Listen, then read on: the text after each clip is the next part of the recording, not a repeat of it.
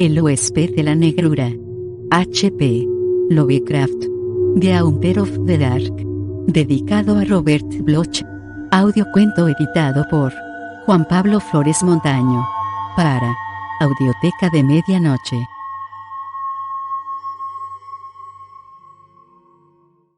El huésped de la negrura. Yo he visto abrirse el tenebroso universo donde giran sin rumbo los negros planetas, donde giran en su horror ignorado sin orden, sin brillo, sin nombre. Némesis. Los investigadores precavidos dudarán antes de poner en tela de juicio la extendida opinión de que a Robert Blake le mató un rayo, o un shock nervioso producido por una descarga eléctrica. Es cierto que la ventana ante la cual se encontraba permanecía intacta, pero la naturaleza se ha manifestado a menudo capaz de hazañas aún más caprichosas.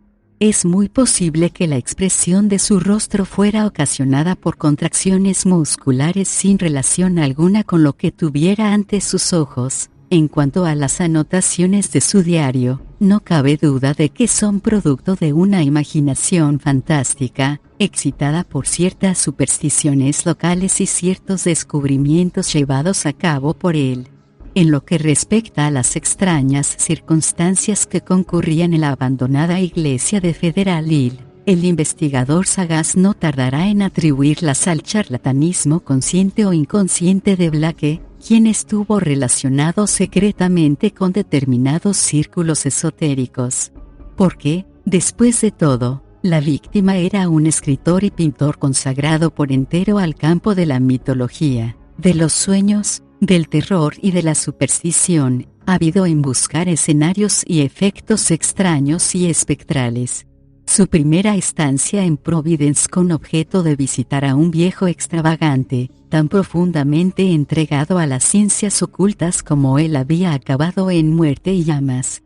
Sin duda fue algún instinto morboso lo que le indujo a abandonar nuevamente su casa de Milwaukee para venir a Providence, o tal vez conocía de antemano las viejas leyendas, a pesar de negarlo en su diario, en cuyo caso su muerte malogró probablemente una formidable superchería destinada a preparar un éxito literario. No obstante, entre los que han examinado y contrastado todas las circunstancias del asunto, hay quienes se adhieren a teorías menos racionales y comunes. Estos se inclinan a dar crédito a lo constatado en el diario de Blake y señalan la importancia significativa de hechos, tales como la indudable autenticidad del documento hallado en la vieja iglesia, la existencia real de una secta heterodoxa llamada Sabiduría de las Estrellas, antes de 1877, la desaparición en 1893 de cierto periodista demasiado curioso llamado Edwin Emily Bridge, y sobre todo el miedo monstruoso y transfigurador que reflejaba el rostro del joven escritor en el momento de morir. Fue uno de estos el que, movido por un extremado fanatismo, arrojó a la bahía la piedra de ángulos extraños, en su estuche metálico de singulares adornos, hallada en el chapitel de la iglesia, en el negro chapitel sin ventanas ni aberturas, y no en la torre, como afirma el diario. Aunque criticado oficial y públicamente, este individuo hombre intachable, con cierta afición a las tradiciones raras, dijo que acababa de liberar al mundo de algo demasiado peligroso para dejarlo al alcance de cualquiera. El lector puede escoger por sí mismo entre estas dos opiniones diversas. Los periódicos han expuesto los detalles más palpables desde el punto de vista escéptico, dejando que otros reconstruyan la escena tal como Robert Blake la vio, o creyó verla, o pretendió haberla visto. Ahora, después de estudiar su diario detenidamente, sin apasionamientos ni prisa alguna, nos hallamos en condiciones de resumir la oscura cadena de hechos desde el punto de vista de su protagonista. El joven Blake volvió a Providence en el invierno de 1934-35, y alquiló el piso de una venerable residencia situada frente a una plaza cubierta de césped, cerca de College Street, en lo alto de la gran colina College Hill inmediata al campus de la Brown University, a espaldas de la biblioteca John A. Era un sitio cómodo y fascinante, con un jardín remansado, lleno de gatos lustrosos que tomaban el sol pacíficamente. El edificio era de estilo georgiano, tenía mirador, portal clásico con escalinatas laterales, vidrieras con trazado de rombos, y todas las demás características de principios del siglo VI. En el interior había puertas de 6 cuerpos, grandes entarimados, una escalera colonial de amplia curva, blancas chimeneas del período Aram, y una serie de habitaciones traseras situadas unos 3 peldaños por debajo del resto del edificio. El estudio de Black era una pieza espaciosa que daba por un lado a la pared delantera del jardín, por el otro, sus ventanas ante una de las cuales había instalado su escritorio miraban a occidente, hacia la cresta de la colina. Desde allí se dominaba una vista espléndida de tejados pintorescos y místicos crepúsculos. En el lejano horizonte se extendían las violáceas laderas campestres. Contra ellas, a unos 3 kilómetros, se recortaba la joroba espectral de Federal Hill, erizada de tejados y campanarios que se arracimaban en lejanos perfiles y adoptaban siluetas fantásticas cuando los envolvía el humo de la ciudad. Black tenía la curiosa sensación de asomarse a un mundo desconocido y etéreo, capaz de desvanecerse como un sueño si intentara ir en su busca para penetrar en él. Después de haber traído de su casa la mayor parte de sus libros, Black compró algunos muebles antiguos, en consonancia con su vivienda, y la arregló para dedicarse a escribir y pintar. Vivía solo y se hacía él mismo las sencillas faenas domésticas. Instaló su estudio en una habitación del ático orientada al norte, y muy bien iluminada por un amplio mirador.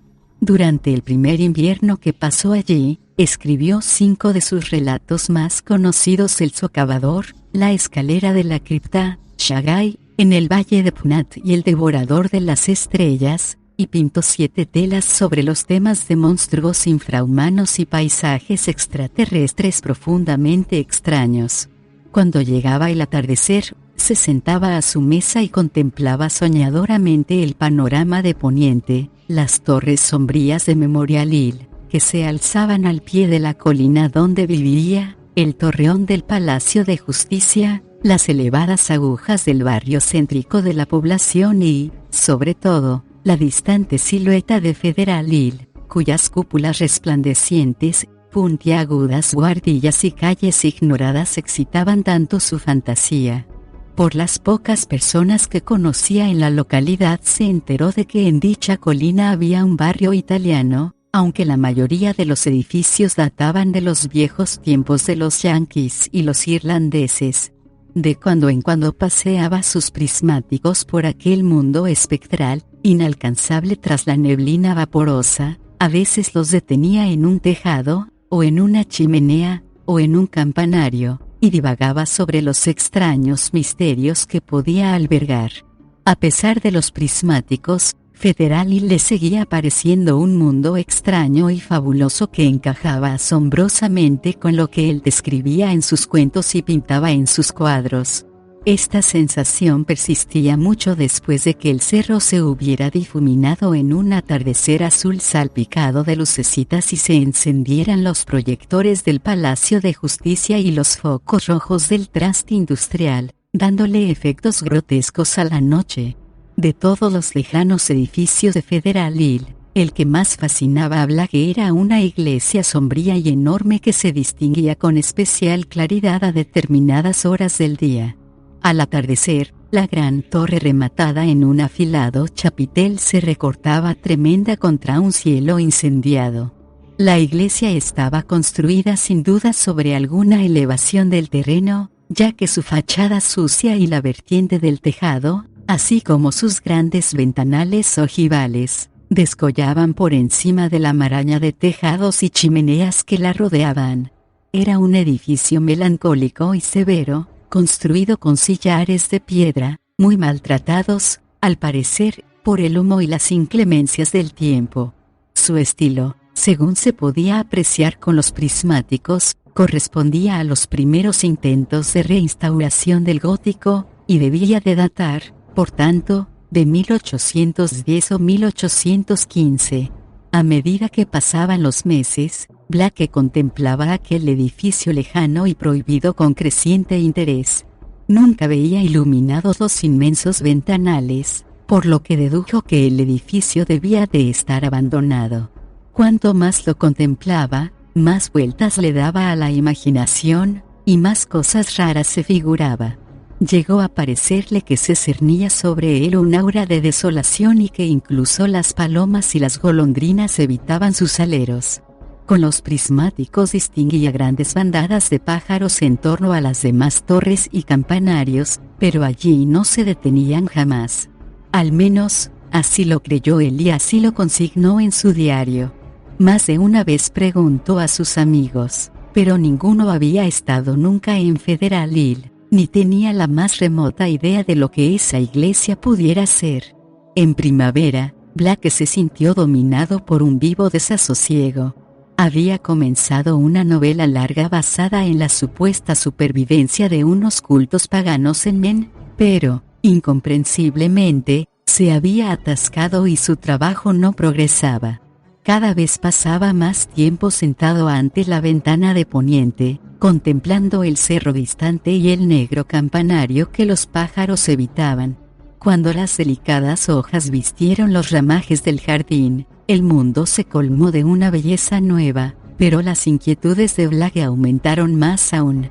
Entonces se le ocurrió por primera vez atravesar la ciudad y subir por aquella ladera fabulosa que conducía al brumoso mundo de ensueños. A últimos de abril, poco antes de la fecha sombría de Walpurgis, Blake hizo su primera incursión al reino desconocido.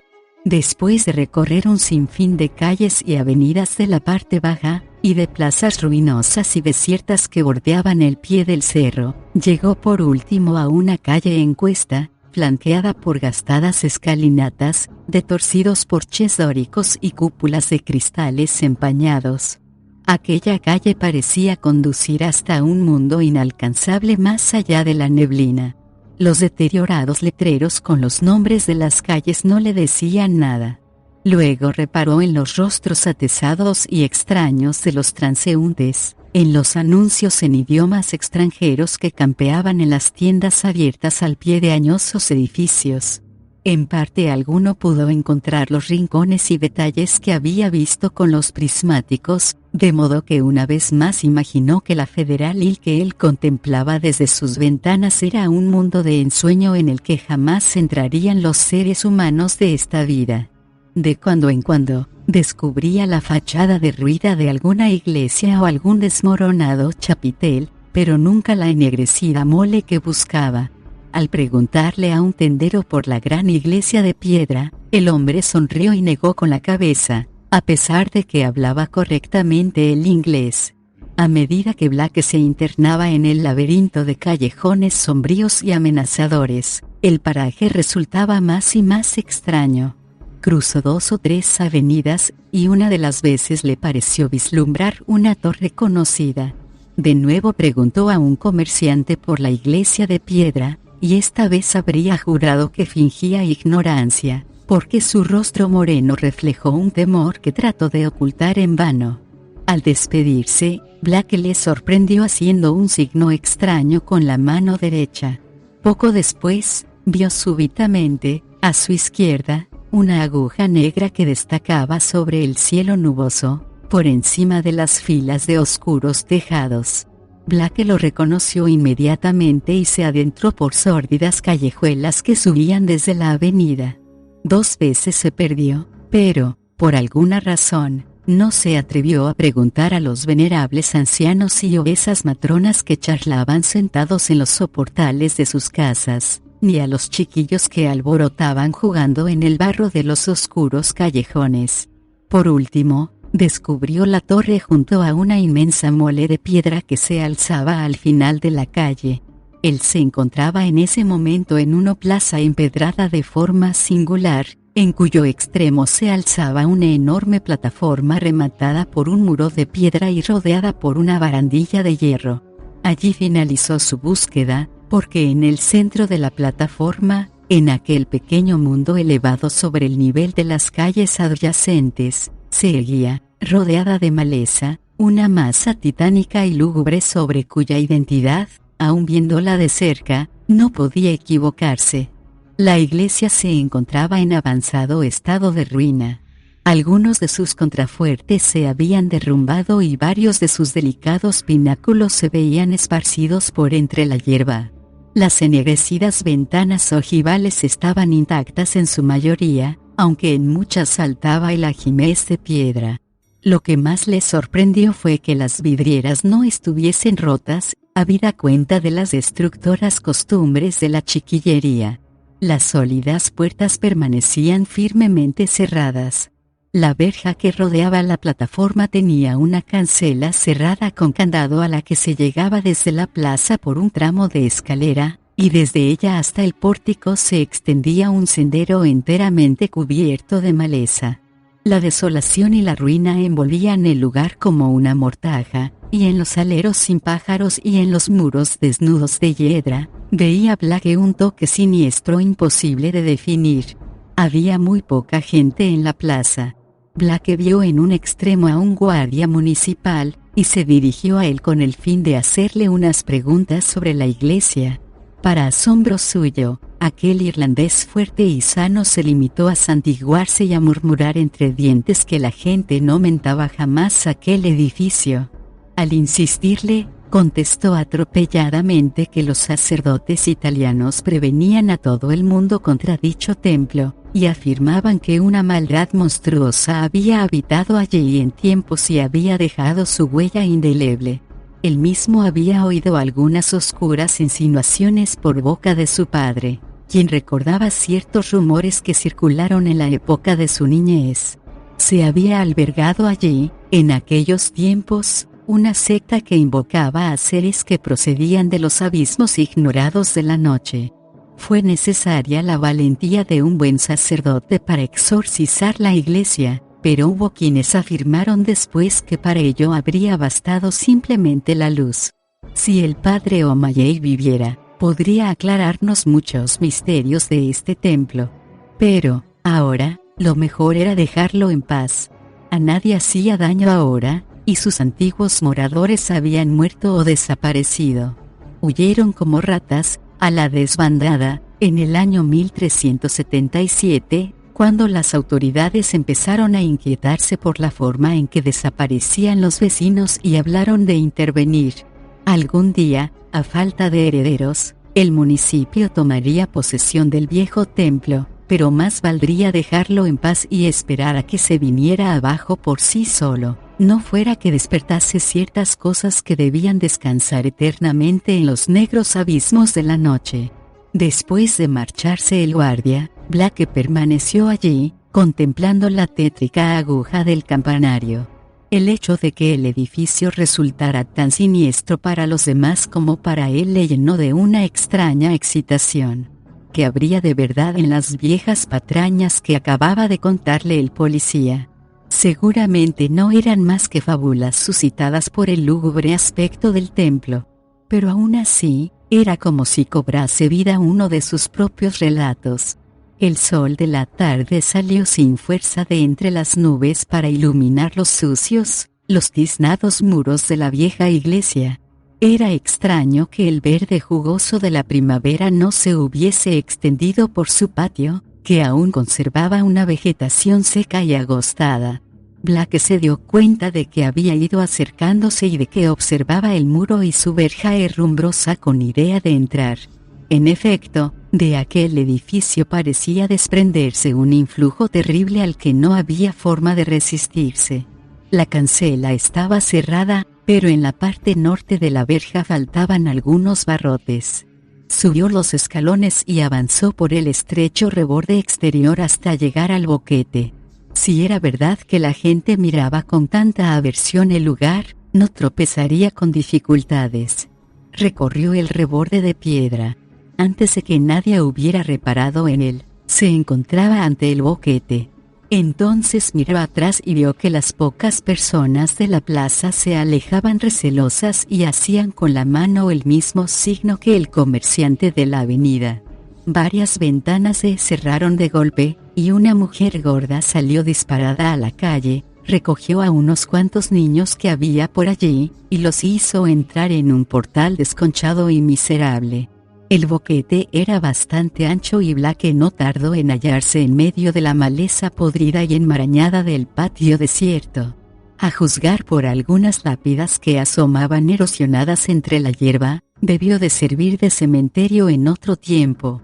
Vista de cerca, la enhiesta mole de piedra resultaba opresiva. Sin embargo, venció su aprensión y probó a abrir las 3 grandes puertas de la fachada. Estaban firmemente cerradas las 3, así que comenzó a dar la vuelta al edificio en busca de alguna abertura más accesible. Ni aún entonces estaba seguro de querer entrar en aquella madriguera de sombras y desolación, aunque se sentía arrastrado como por un hechizo insoslayable. En la parte posterior encontró un tragaluz abierto y sin rejas que proporcionaba el acceso necesario. Blake se asomó y vio que correspondía a un sótano lleno de telarañas y polvo, apenas iluminado por los rayos del sol poniente. Escombros, barriles viejos, cajones rotos, muebles, de todo había allí, y encima descansaba un sudario de polvo que suavizaba los ángulos de sus siluetas.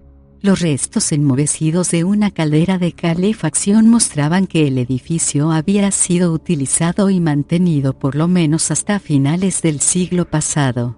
Obedeciendo a un impulso casi inconsciente, Blake se introdujo por el tragaluz y se dejó caer sobre la capa de polvo y los escombros esparcidos por el suelo. Era un sótano abovedado, inmenso, sin tabiques. A lo lejos, en un rincón, y sumido en una densa oscuridad, descubrió un arco que evidentemente conducía arriba. Una extraña sensación de ahogo le invadió al saberse dentro de este templo espectral, pero lo desechó y siguió explorando minuciosamente el lugar. Encontró un barril intacto aún, en medio del polvo, y lo rodó hasta colocarlo al pie del tragaluz para cuando tuviera que salir. Luego, haciendo acopio de valor, cruzó el amplio sótano plagado de telarañas y se dirigió al arco del otro extremo. Medio sofocado por el polvo omnipresente y cubierto de suciedad, empezó a subir los gastados peldaños que se perdían en la negrura. No llevaba luz alguna, por lo que avanzaba a tientas, con mucha precaución. Después de un recodo repentino, notó ante sí una puerta cerrada. Inmediatamente descubrió un viejo picaporte.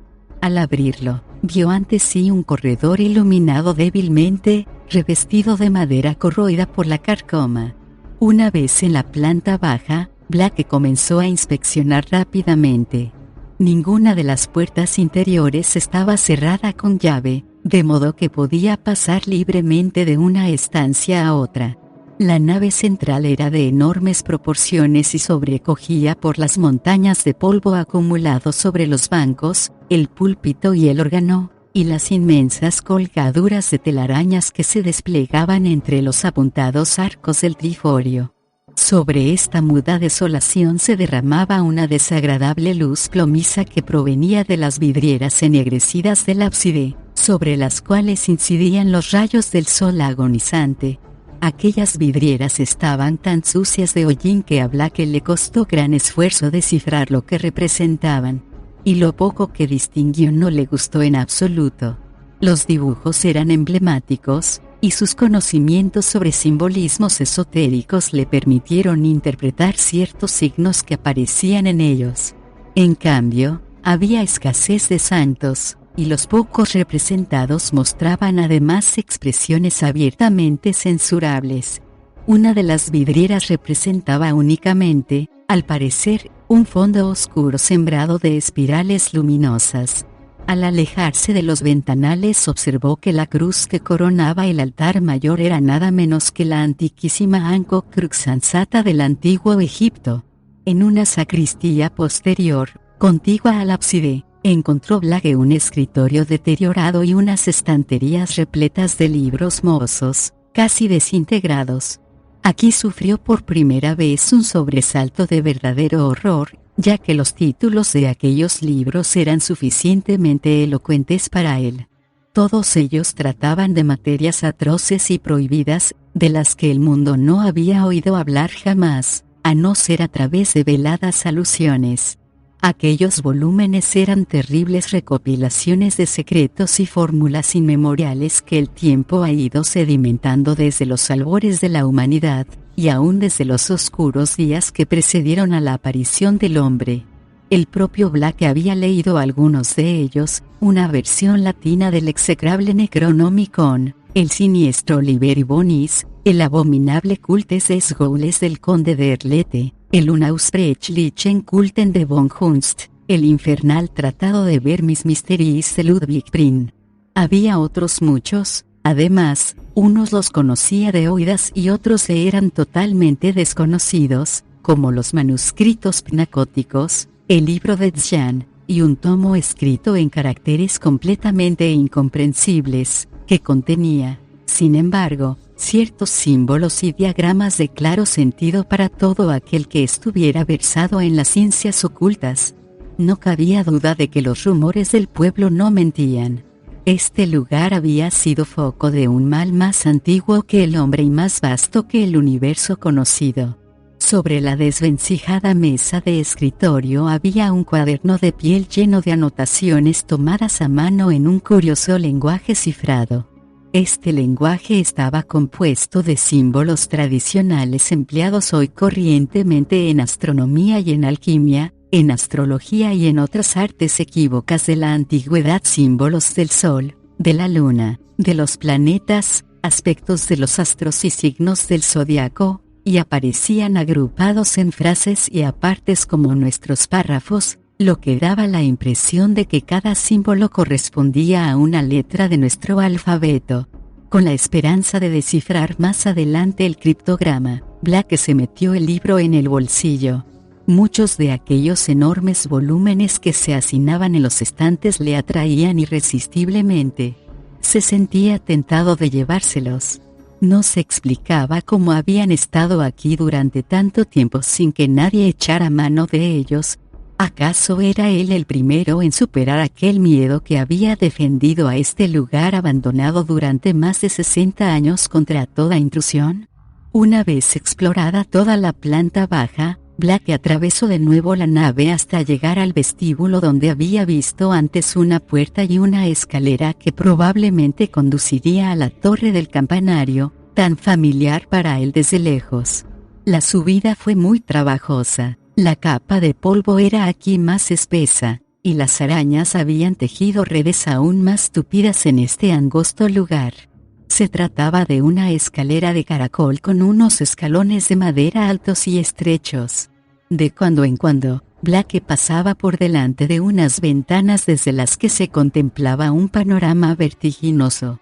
Aunque hasta el momento no había visto ninguna cuerda, pensó que sin duda habría campanas en lo alto de aquella torre, cuyas puntiagudas ventanas superiores, protegidas por densas celosías, había examinado tan a menudo con sus prismáticos. Pero le esperaba una decepción. La escalera desembocaba en una cámara desprovista de campanas y dedicada, según todas las trazas, a fines totalmente diversos. La estancia era espaciosa y estaba iluminada por una luz apagada que provenía de 4 ventanas ojivales, una en cada pared, protegidas por unas celosías muy estropeadas. Después las debieron de reforzar con sólidas pantallas, que, sin embargo, presentaban ahora un estado lamentable. En el centro del recinto, cubierta de polvo, se alzaba una columna de 1,5 metros de altura y como medio de grosor. Este pilar estaba cubierto de extraños jeroglíficos toscamente tallados, y en su cara superior, como en un altar, había una caja metálica de forma asimétrica con la tapa abierta. En su interior, cubierto de polvo, había un objeto ovoide de unos 10 centímetros de largo. Formando un círculo alrededor del pilar central, había 7 sitiales góticos de alto respaldo, todavía en buen estado, y tras ellos, 7 imágenes colosales de escayola pintada de negro casi enteramente destrozadas. Estas imágenes tenían un singular parecido con los misteriosos megalitos de la isla de Pascua. En un rincón de la cámara había una escala de hierro adosada al muro, que subía hasta el techo, donde se veía una trampa cerrada que daba acceso al chapitel desprovisto de ventanas. Una vez acostumbrado a la escasa luz del interior, Black se dio cuenta de que aquella caja de metal amarillento estaba cubierta de extraños bajorrelieves. Se acercó, le quitó el polvo con las manos y el pañuelo, y descubrió que las figurillas representaban unas criaturas monstruosas que parecían no tener relación alguna con las formas de vida conocidas en nuestro planeta. El objeto ovoide en su interior resultó ser un poliedro casi negro, surcado de estrías rojas, que presentaba numerosas caras, todas ellas irregulares. Quizás se tratase de un cuerpo de cristalización desconocida o tal vez de algún raro mineral, tallado y pulido artificialmente. No tocaba el fondo de la caja, sino que estaba sostenido por una especie de aro metálico fijo mediante 7 soportes horizontales curiosamente diseñados a los ángulos interiores del estuche, cerca de la abertura. Esta piedra, una vez limpia, ejerció sobre Black un hechizo alarmante. No podía apartar los ojos de ella, y al contemplar sus caras resplandecientes, casi parecía translúcida, y que en su interior tomaban cuerpo unos mundos prodigiosos. En su mente flotaron imágenes de paisajes exóticos y grandes torres de piedra, y titánicas montañas sin vestigio de vida alguna, y espacios aún más remotos, donde solo una agitación entre tinieblas indistintas delataba la presencia de una conciencia y una voluntad.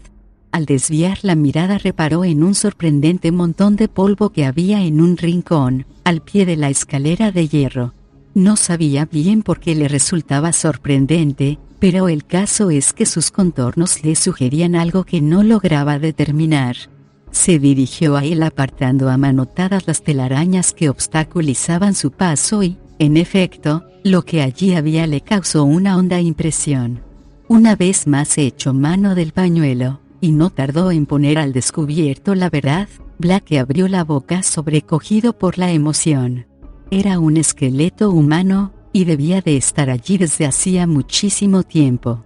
Las ropas estaban deshechas, a juzgar por algunos botones y trozos de tela, se trataba de un traje gris de caballero. También había otros indicios: zapatos, broches de metal, gemelos de camisa, un alfiler de corbata, una insignia de periodista con el nombre del extinguido Providence Telegram, y una cartera de piel muy estropeada. Black examinó la cartera con atención. En ella encontró varios billetes antiguos, un pequeño calendario de anuncio correspondiente al año 1893, algunas tarjetas con el nombre de Edwin Lillibridge, y una cuartilla llena de anotaciones. Esta cuartilla era sumamente enigmática. Black la leyó con atención, acercándose a la ventana para aprovechar los últimos rayos del sol.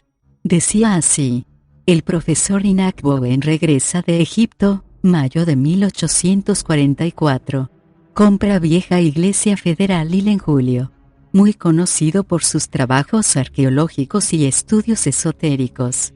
El Dr. Rowe, anabaptista, exhorta contra la sabiduría de las estrellas en el sermón del 29 de diciembre de 1844. 97 fieles a finales de 1845. 1846. 3 desapariciones, primera mención de trapezoedro resplandeciente.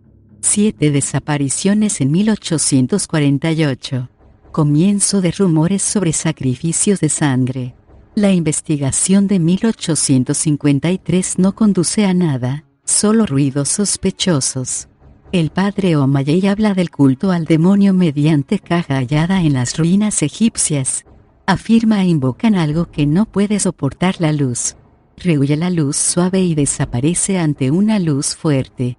En este caso, tiene que ser invocado otra vez.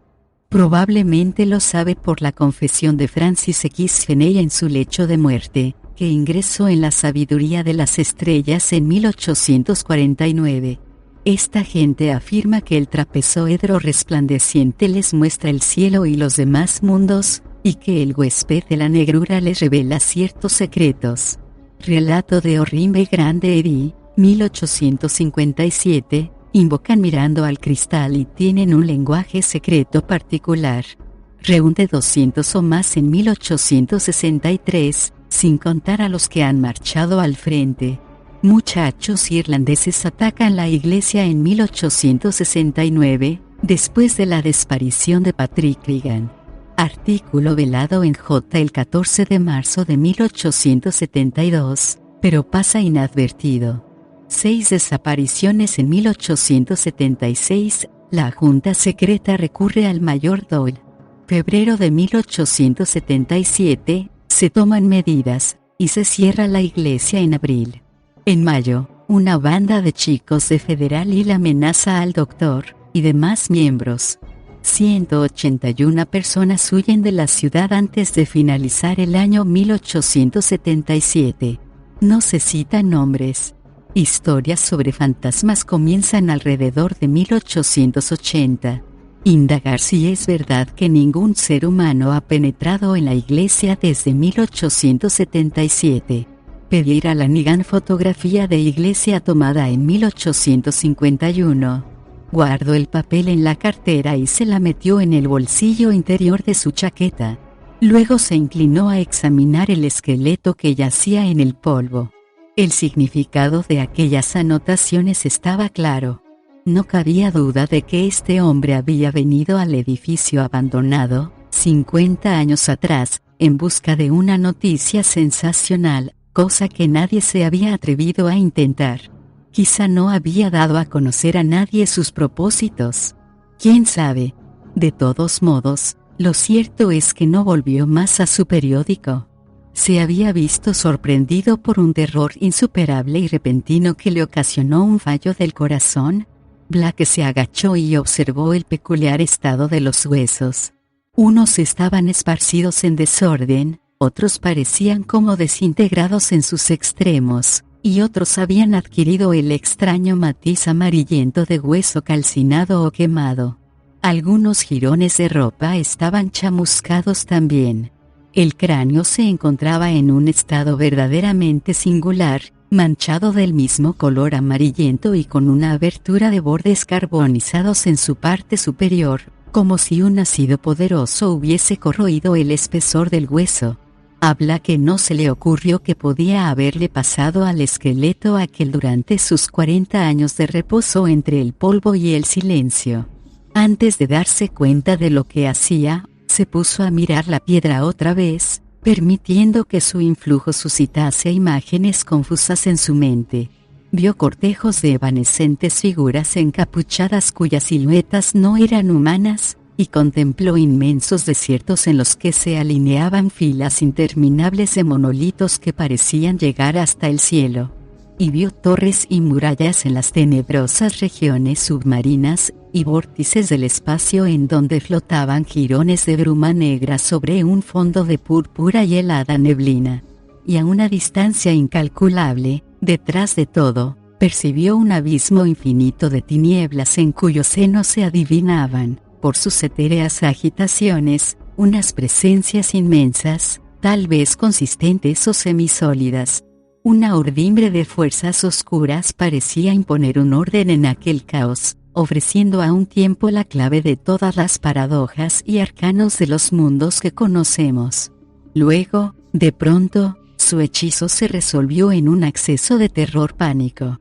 Black sintió que se ahogaba y se apartó de la piedra, consciente de una presencia extraña y sin forma que le vigilaba intensamente. Se sintió acechado por algo que no fluía de la piedra, pero que le había mirado a través de ella, algo que le seguiría y le espiaría intensamente, pese a carecer de un sentido físico a la vista. Pero pensó que, sencillamente, el lugar le estaba poniendo nervioso, lo cual no era de extrañar teniendo en cuenta su macabro descubrimiento. La luz se estaba yendo además, y puesto que no había traído linterna, decidió marcharse enseguida. Fue entonces, en la agonía del crepúsculo, Cuando creyó distinguir una vaga luminosidad en la desconcertante piedra de extraños ángulos, intentó apartar la mirada, pero era como si una fuerza oculta le obligara a clavar los ojos en ella. ¿Sería fosforescente o radiactiva? ¿No aludían las anotaciones del periodista a cierto trapezoedro resplandeciente? ¿Qué cósmica malignidad había tenido lugar en este templo? ¿Y qué podía acechar aún en estas ruinas sombrías que los pájaros evitaban? En ese mismo instante notó que muy cerca de él acababa de desprenderse una ligera tufarada de fétido olor, aunque no logró determinar de dónde procedía.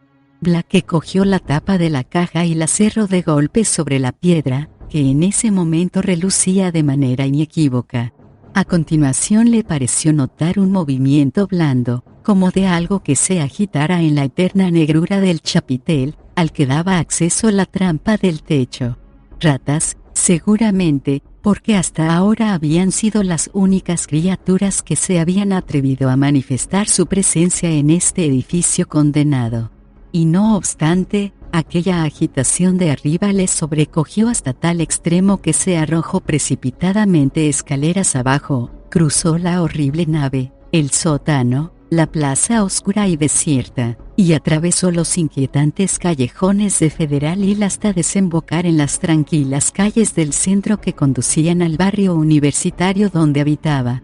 Durante los días siguientes, Blake no habló a nadie de su expedición y se dedicó a leer detenidamente ciertos libros, a revisar periódicos atrasados en la hemeroteca local, y a intentar traducir el criptograma que había encontrado en la sacristía. No tardó en darse cuenta de que la clave no era sencilla ni mucho menos.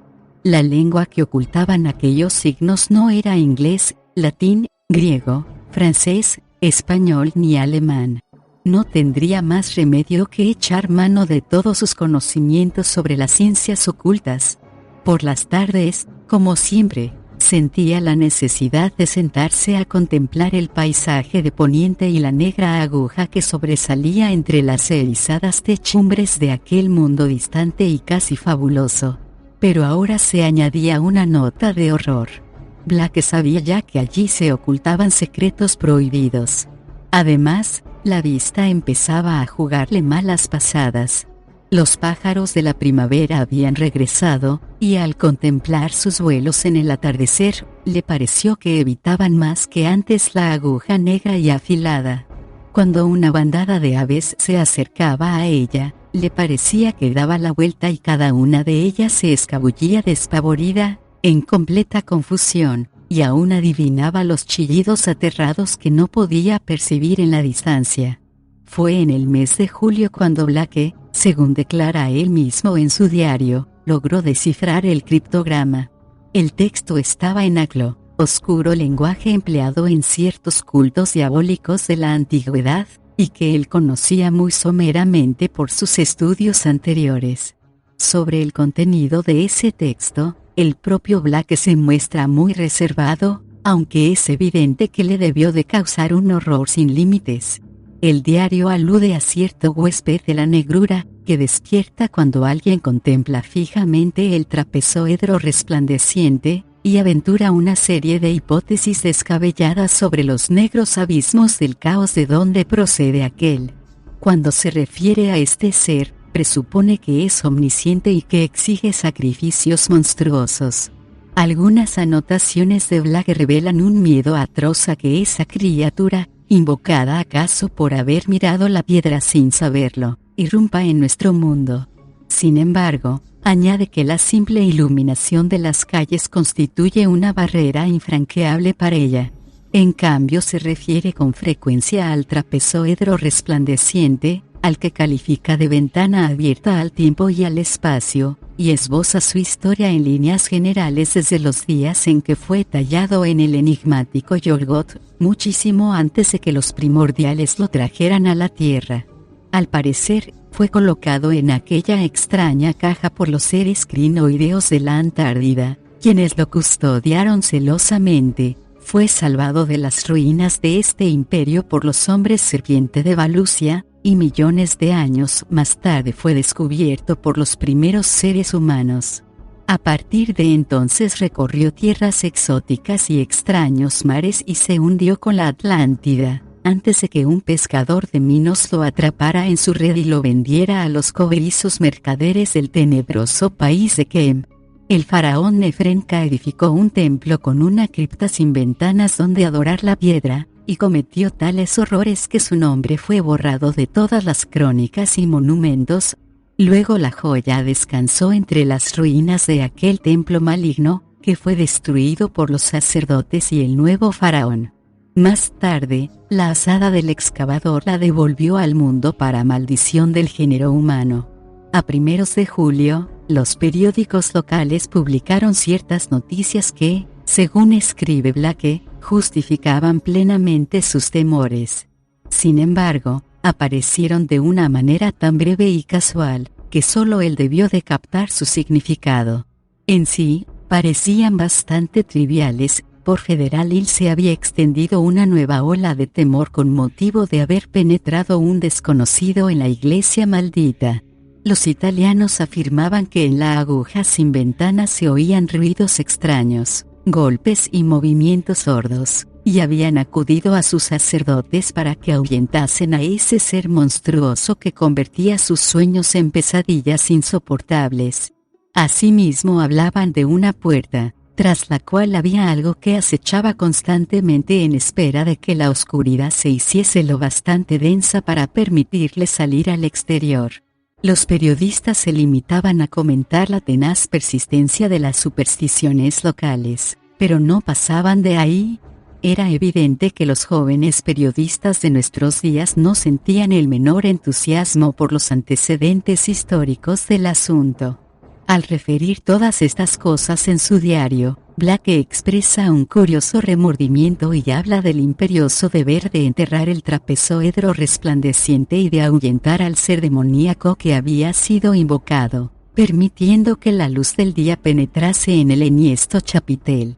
Al mismo tiempo, no obstante, pone de relieve la magnitud de su fascinación al confesar que aún en sueños sentía un morboso deseo de visitar la torre maldita para asomarse nuevamente a los secretos cósmicos de la piedra luminosa. En la mañana del 17 de julio, el Journal publicó un artículo que causó a Blake una verdadera crisis de horror. Se trataba simplemente de una de las muchas reseñas de los sucesos de Federal Hill. Como todas, estaba escrita en un tono bastante jocoso, aunque a Blake no le hizo ninguna gracia. Por la noche se había desencadenado una tormenta que había dejado a la ciudad sin luz durante más de una hora. En el tiempo que duró la avería, los italianos casi enloquecieron de terror. Los vecinos de la iglesia maldita juraban que la bestia de la aguja se había aprovechado de la ausencia de iluminación en las calles para bajar a la nave de la iglesia, donde se habían oído torpes aleteos, como de un cuerpo inmenso y viscoso.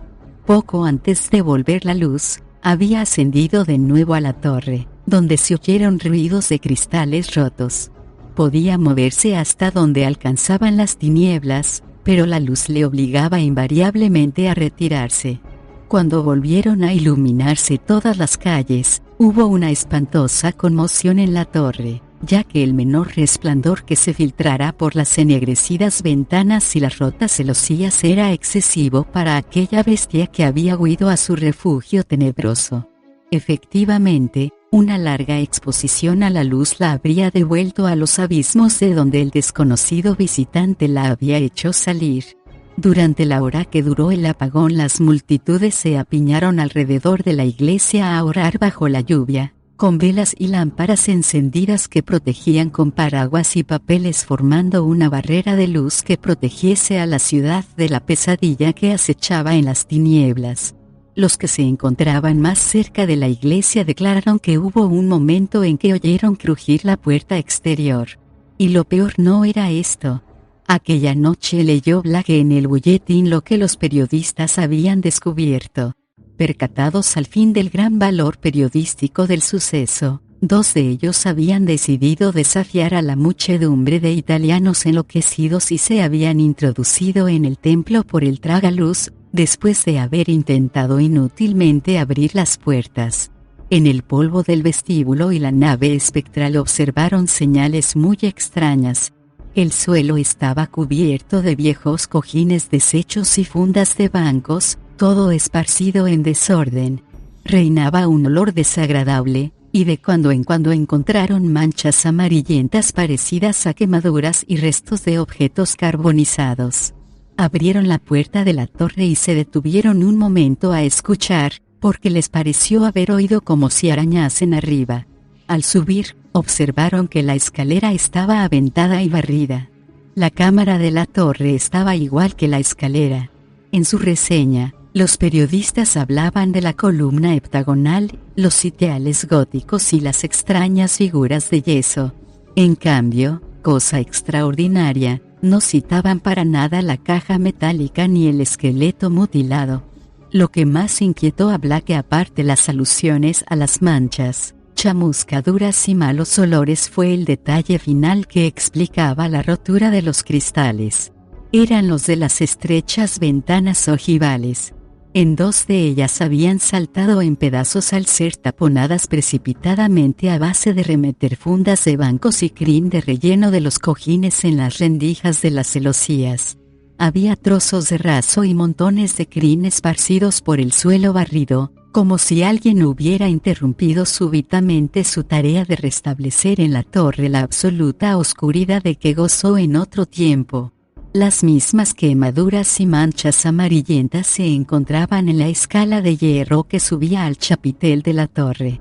Por allí trepó uno de los periodistas y abrió la trampa, deslizándola horizontalmente, pero al alumbrar con su linterna el fétido y negro recinto no apareció más que un montón informe de detritus cerca de la abertura. Todo se reducía, pues, a pura charlatanería. Alguien había gastado una broma a los supersticiosos habitantes del barrio. También pudo ser que algún fanático hubiera intentado tapar todo aquello en beneficio del vecindario, o que algunos estudiantes hubieran montado esta farsa para atraer la atención de los periodistas. La aventura tuvo un epílogo muy divertido, cuando el comisario de policía quiso enviar a un agente para comprobar las declaraciones de los periódicos. 3 hombres, uno tras otro, encontraron la manera de soslayar la misión que se les quería encomendar. El cuarto fue de muy mala gana, y volvió casi inmediatamente sin cosa alguna que añadir al informe de los periodistas. A partir de aquí, el diario de Black revela un creciente temor y aprensión. Continuamente se reprocha a sí mismo su pasividad y se hace 1000 reflexiones fantásticas sobre las consecuencias que podría acarrear otro corte de luz. Se ha comprobado que en 3 ocasiones durante las tormentas telefonió a la compañía eléctrica con los nervios deshechos y suplicó desesperadamente que tomasen todas las medidas posibles para evitar un nuevo corte. De cuando en cuando, sus anotaciones hacen referencia al hecho de no haber hallado los periodistas la caja de metal ni el esqueleto mutilado, cuando registraron la cámara de la torre. Vagamente presentía quién o qué había intervenido en su desaparición. Pero lo que más le horrorizaba era cierta especie de diabólica relación psíquica que parecía haberse establecido entre él y aquel horror que se agitaba en la aguja distante, aquella bestia monstruosa de la noche que su temeridad había hecho surgir de los tenebrosos abismos del caos. Sentía él como una fuerza que absorbía constantemente su voluntad, y los que le visitaron en esa época recuerdan cómo se pasaba el tiempo sentado ante la ventana, contemplando absorto la silueta de la colina que se elevaba a lo lejos, por encima del humo de la ciudad. En su diario refiere continuamente las pesadillas que sufría por esas fechas y señala que el influjo de ese extraño ser de la torre aumentaba notablemente durante el sueño. Cuenta que una noche se despertó en la calle, completamente vestido, y caminando automáticamente hacia Federal Hill. Insiste una y otra vez en que aquella criatura sabía dónde encontrarle. En la semana que siguió al 30 de julio, Black sufrió su primera crisis depresiva. Pasó varios días sin salir de casa ni vestirse, encargando la comida por teléfono. Sus amistades observaron que tenía varias cuerdas junto a la cama, y él explicó que padecía sonambulismo, y que se había visto obligado a atarse los tobillos durante la noche. En su diario refiere la terrible experiencia que le provocó la crisis. La noche del 30 de julio, después de acostarse, se encontró de pronto caminando por un sitio casi completamente oscuro. Solo distinguía en las tinieblas unas rayas horizontales y tenues de luz azulada. Notó también una insoportable fetidez y hoyo, por encima de él, unos ruidos blandos y furtivos. En cuanto se movía, tropezaba con algo, y cada vez que hacía ruido, le respondía arriba un rebullir confuso, al que se mezclaba como un roce cauteloso de una madera sobre otra. Llegó un momento en que sus manos tropezaron con una columna de piedra, sobre la que no había nada. Un instante después, se agarraba a los barrotes de una escala de hierro y comenzaba a ascender hacia un punto donde el hedor se hacía aún más intenso. De pronto sintió un soplo de aire caliente y reseco. Ante sus ojos desfilaron imágenes calidoscópicas y fantasmales que se diluían en el cuadro de un vasto abismo de insondable negrura, en donde giraban astros y mundos aún más tenebrosos. Pensó en las antiguas leyendas sobre el caos esencial, en cuyo centro habita un dios ciego e idiota Azatoth, señor de todas las cosas, circundado por una horda de danzantes amorfos y estúpidos, arrullado por el silbo monótono de una flauta manejada por dedos demoníacos. Entonces, un vivo estímulo del mundo exterior le despertó del estupor que lo embargaba y le reveló su espantosa situación. Jamás llegó a saber qué había sido. Tal vez el estampido de los fuegos artificiales que durante todo el verano disparaban los vecinos de Federal Hill en honor de los santos patrones de sus pueblos natales de Italia. Sea como fuere, dejó escapar un grito, se soltó de la escala loco de pavor, yendo a parar a una estancia sumida en la más negra oscuridad. En el acto se dio cuenta de dónde estaba. Se arrojó por la angosta escalera de caracol, chocando y tropezando a cada paso. Fue como una pesadilla, huyó a través de la nave invadida de inmensas telarañas, flanqueada de altísimos arcos que se perdían en las sombras del techo.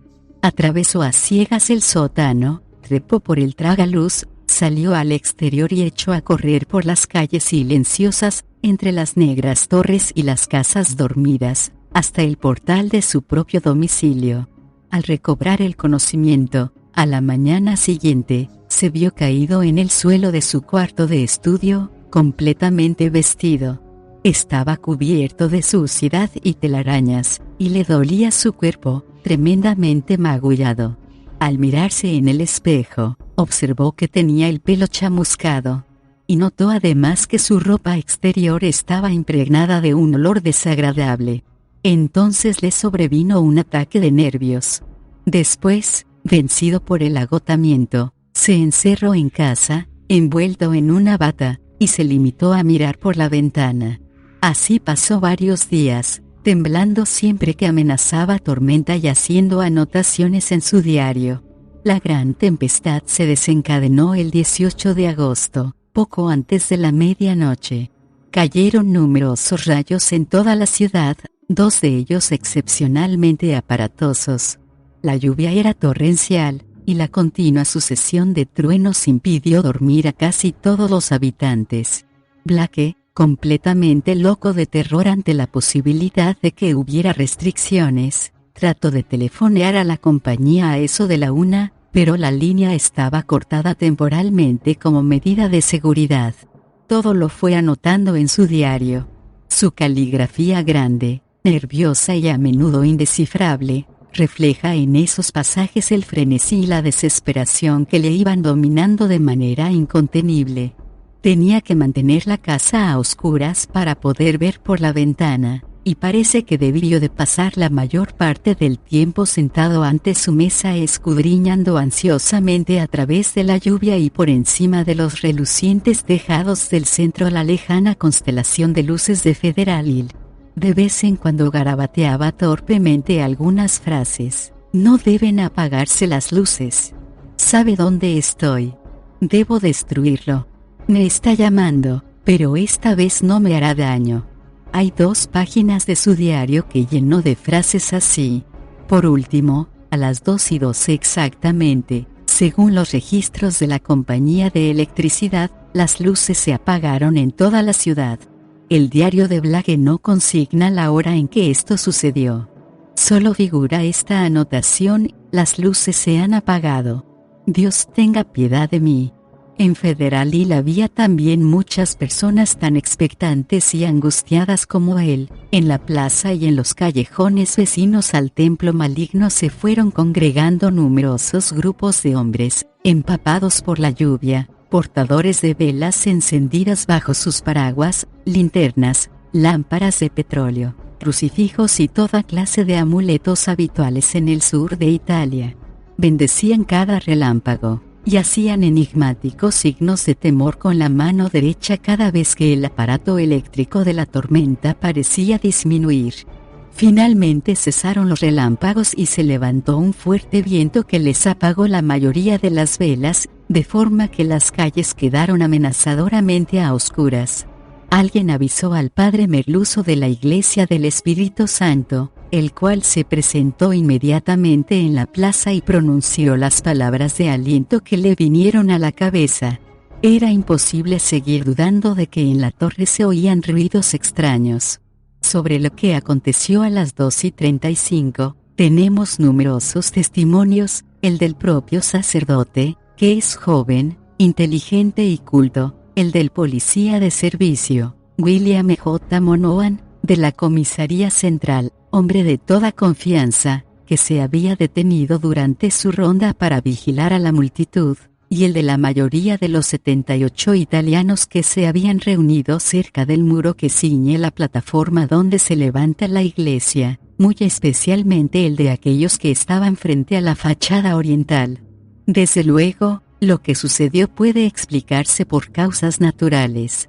Nunca se sabe con certeza qué procesos químicos pueden producirse en un edificio enorme, antiguo, mal aireado y abandonado tanto tiempo: exhalaciones pestilentes, combustiones espontáneas, explosión de los gases desprendidos por la putrefacción. Cualquiera de estas causas puede explicar el hecho. Tampoco cabe excluir un elemento mayor o menor de charlatanismo consciente. En sí, el fenómeno no tuvo nada de extraordinario. Apenas duró más de 3 minutos. El padre Merluzzo, siempre minucioso y detallista, consultó su reloj varias veces. Empezó con un marcado aumento del torpe rebullir que se oía en el interior de la torre. Ya había notado que de la iglesia emanaba un olor desagradable, pero entonces se hizo más denso y penetrante.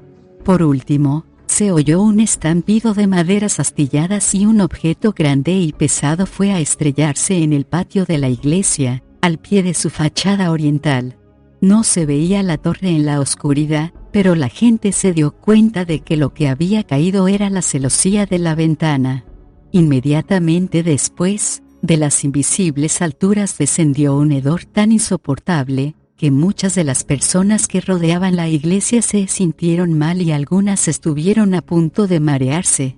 Al mismo tiempo, el aire se estremeció como en un batir de alas inmensas, y se levantó un viento fuerte y repentino con más violencia que antes, arrancando los sombreros y paraguas chorreantes de la multitud.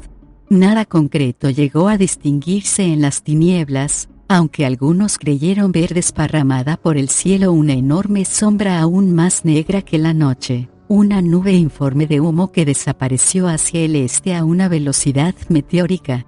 Eso fue todo. Los espectadores, medio paralizados de horror y malestar, no sabían qué hacer, ni si había que hacer algo en realidad. Ignorantes de lo sucedido, no abandonaron su vigilancia, y un momento después elevaban una ejaculatoria en acción de gracias por el fogonazo de un relámpago tardío que, seguido de un estampido ensordecedor, desgarró la bóveda del cielo. Media hora más tarde escampó, y al cabo de 15 minutos se encendieron de nuevo las luces de la calle. Los hombres se retiraron a sus casas cansados y sucios, pero considerablemente aliviados. Los periódicos del día siguiente, al informar sobre la tormenta, concedieron escasa importancia a estos incidentes. Parece ser que el último relámpago y la explosión ensordecedora que les siguió habían sido aún más tremendos por el este que en Federal Hill. El fenómeno se manifestó con mayor intensidad en el barrio, donde también notaron una tufarada de insoportable fetidez. El estallido del trueno despertó al vecindario, lo que dio lugar a que más tarde se expresaran las opiniones más diversas. Las pocas personas que estaban despiertas a esas horas vieron una llamarada irregular en la cumbre de College Hill y notaron la inexplicable manga de viento que casi dejó los árboles despojados de hojas y marchitas las plantas de los jardines. Estas personas opinaban que aquel último rayo imprevisto había caído en algún lugar del barrio, aunque no pudieron hallar después sus efectos.